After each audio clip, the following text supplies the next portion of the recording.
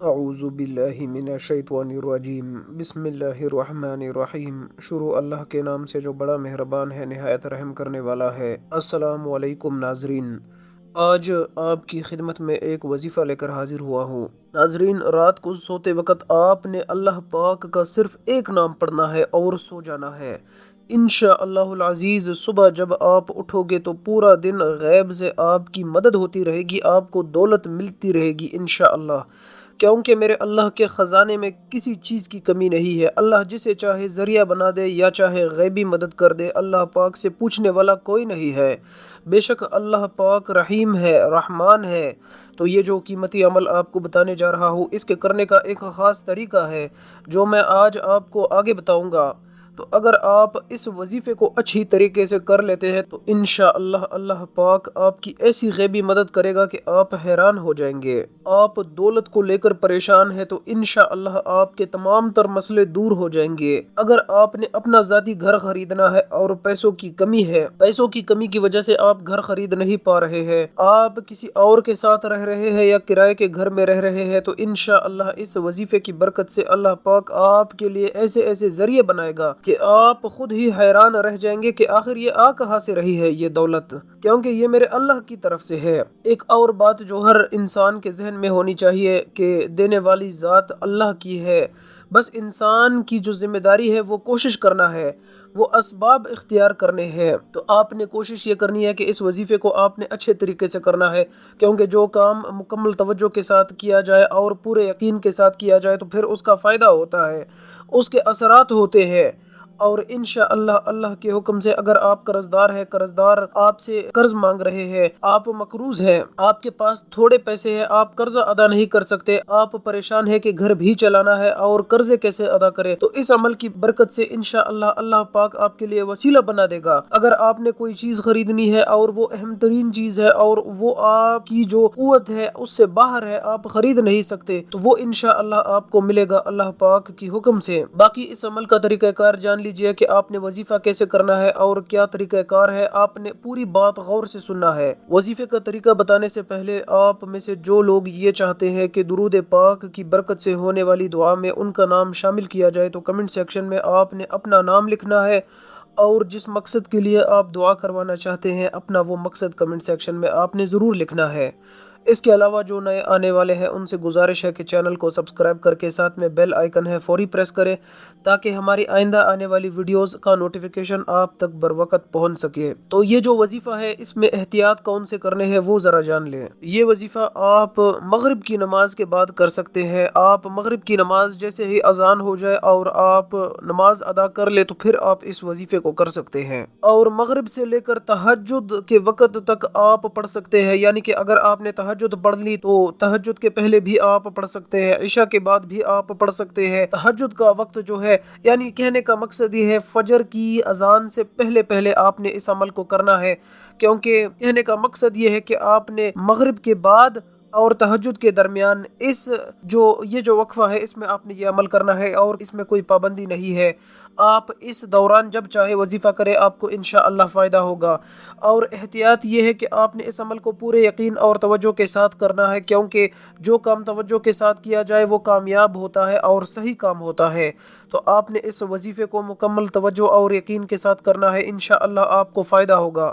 اس کے علاوہ مرد، عورت، بچہ، بوڑھا اس وظیفے کو کر سکتے ہیں، اس میں کوئی پابندی نہیں ہے۔ یہ میری بات غور سے سن لے میری بہنوں، اس عمل کو آپ کہیں پر بھی بیٹھ کر کر سکتے ہیں، بشرط یہ کہ وہ جگہ پاک صاف ہو، اور ایسی جگہ پر بیٹھ کر کرے کہ جگہ آپ کو وہاں پر کوئی ڈسٹرب کرنے والا نہ ہو۔ آپ جیسے ہی کوئی اور اگر تسبیح کر لے، وظیفہ کر لے، اس وظیفے کو آپ کر سکتے ہیں، اس میں بھی کوئی پابندی نہیں۔ یہ وہم آپ نے نہیں کرنا کہ ایک عمل کرنے کے بعد دوسرا عمل کرنے سے کوئی نقصان نہ ہو، تو ایسا کچھ نہیں ہوتا۔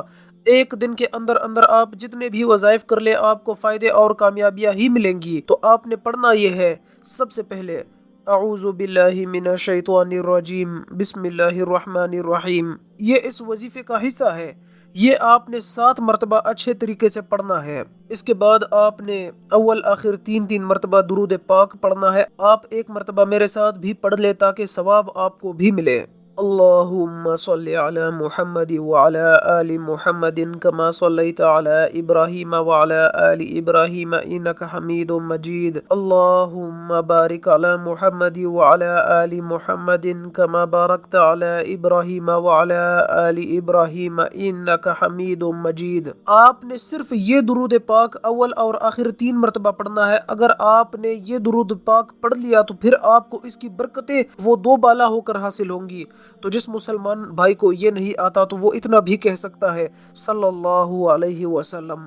اب اللہ پاک کا کون سا نام ہے صفاتی آپ نے پڑھنا ہے وہ آپ سب سے پہلے اچھے طریقے سے جان لے. تو اگر آپ کے پاس تسبیح ہے 100 دانوں کی تو آپ نے 100 دانوں کی ایک تسبیح پر اللہ پاک کا یہ نام پڑھنا ہے. لیکن اگر تسبیح نہیں ہے تو آپ اپنی ہاتھ کی انگلیوں پر بھی یہ آپ گنتی کر سکتے ہیں. آپ دل میں بھی گنتی کر سکتے ہیں. کوئی پابندی نہیں ہے کیونکہ اللہ پاک انسان کی نیت دیکھتا ہے کہ پڑھ کیسے رہا ہے. تو جو نام آپ نے پڑھنا ہے وہ آپ نے 100 مرتبہ پڑھنا ہے. یا رزاق تو آپ نے 100 مرتبہ پڑھنا ہے. یہ ایک خاص طریقہ ہے آپ نے پڑھنا ہے. اب اس کے پڑھنے کے بعد آپ کو جو فائدے ہوں گے آپ انشاءاللہ ویڈیو کے کمنٹ سیکشن میں آپ پھر خود بتائیں گے کہ آپ کو اس وظیفے سے فائدے حاصل ہوئے ہیں. تو انشاءاللہ اللہ پاک کے حکم سے آپ کو بے پناہ دولت ملے گی. اللہ پاک آپ کو اتنی دولت سے نوازیں گے کہ آپ کی زندگی میں انشاءاللہ العزیز خوشیاں آئیں گی. جو پہلے غم تھے دولت کی وجہ سے، دولت نہ ہونے کی وجہ سے کہ یہ چیز لینی ہے، کسی کے یہ پیسے دینے ہیں، یہ تمام مسائل دور ہو جائیں گے انشاءاللہ.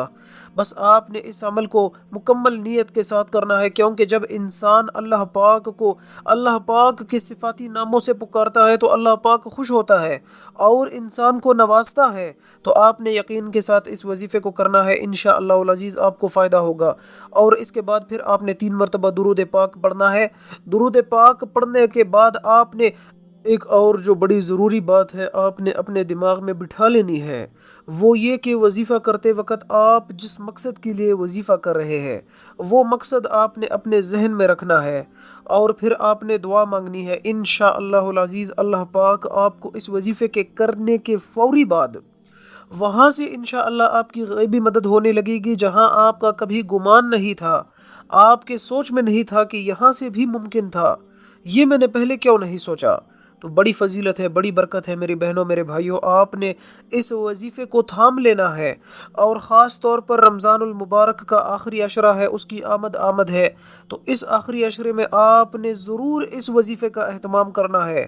کوشش یہ ہونی چاہیے کہ روز آپ آخری جو 10 دن ہے، آخری 10 ایام ہے رمضان المبارک کے، ان میں آپ نے روز اس عمل کو کرنا ہے کیونکہ اس کی جو فضیلت ہے، جو برکت ہے وہ آپ انشاءاللہ عید سے پہلے دیکھنے لگ جائیں گے. عید سے پہلے آپ کو انشاءاللہ آپ کی مراد مل جائے گی. آپ جس مقصد کے لیے کر رہے ہیں وہ انشاءاللہ حاصل ہو جائے گا. تو یہ آپ نے کرنا ہے. اور اس کے ساتھ ساتھ چینل پر نئے آئے ہیں تو چینل کو سبسکرائب کر کے بیل آئیکن دبا دے اور اس وظیفے کو صدقہ جاریہ کی نیت سے آپ نے اپنی ذمہ داری سمجھ کر آپ نے اس ویڈیو کو شیئر کرنی ہے کیونکہ ہم تو اس دنیا سے چلے جائیں گے لیکن جو صدقہ جاریہ ہے، جو نیک اعمال انسان ایسے کرتا ہے جو اس کے جانے کے بعد جو اس کے حق میں جو نیکیاں بڑھتی جاتی ہے وہ یہ بھی اسی کا ایک حصہ ہے. آپ نے اس ویڈیو کو اپنی فیملی ممبر، اپنے دوستوں، اپنے احباب، اپنے جو آپ کے رشتہ دار ہے، جو آپ کے دوست ہے، فرینڈ سرکل ہے، آپ نے سوشل میڈیا پر واٹس ایپ کا استعمال کرتے ہوئے، فیس بک کا استعمال کرتے ہوئے، انسٹاگرام کا استعمال کرتے ہوئے ویڈیو کا آپ نے لنک ضرور ان کو شیئر کرنا ہے اور ان کو بتانا ہے کہ اس ویڈیو کو ضرور دیکھنا ہے. تو انشاءاللہ اس سے بھی آپ کو بہت فائدہ ہوگا.